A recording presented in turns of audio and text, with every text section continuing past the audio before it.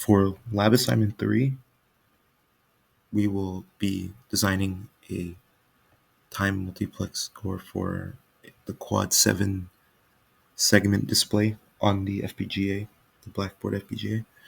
And we have a total of 12 switches and 4 buttons.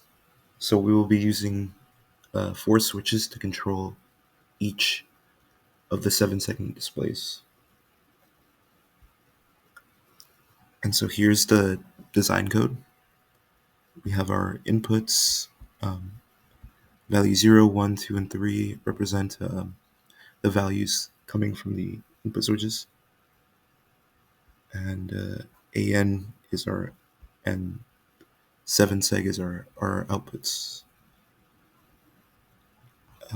We are using POSEDGE to prevent the creation of latches, as that is something we want to avoid. And here we have a case for this, which are the values for the 7 segment display. And we repeat this for each segment.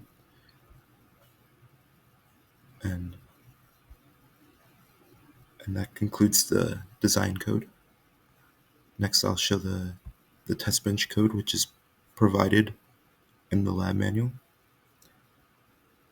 And here is our behavioral simulation of that test bench code. And it is in working order. Now I'll show the constraint file. Value 0 is connected to the switches, but value 3 will be using the buttons, which you will see in the demonstration. With the design code, test bench, and constraint file discussed, I will move on to the demonstration. So here's the demonstration of our quad 7 segment display on the Blackboard FPGA. And here we have 4 7 segments displays, 1, 2, 3, and 4. And every 4 switches are dedicated to controlling one of the 7 segment displays. So switches 0 to 3 control LED control display 1, and these 4 display the second one. The last 4 display the third one, and these buttons control the fourth one. And so as we can see here, we set the value to 1, we get 1, 2 would be 2, 3, 4, 5, 6, 7, 8, 9, 10.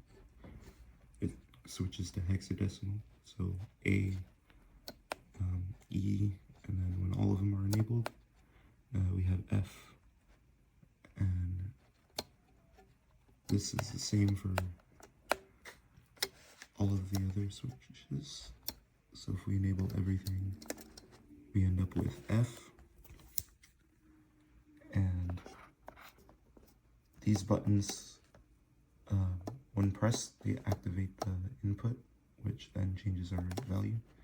So when we just press the first one, we have 1, 2, 4, and 8. But when we press all of them, we should get F. It's a little difficult to press all of them, yeah. And so with everything enabled, we have F.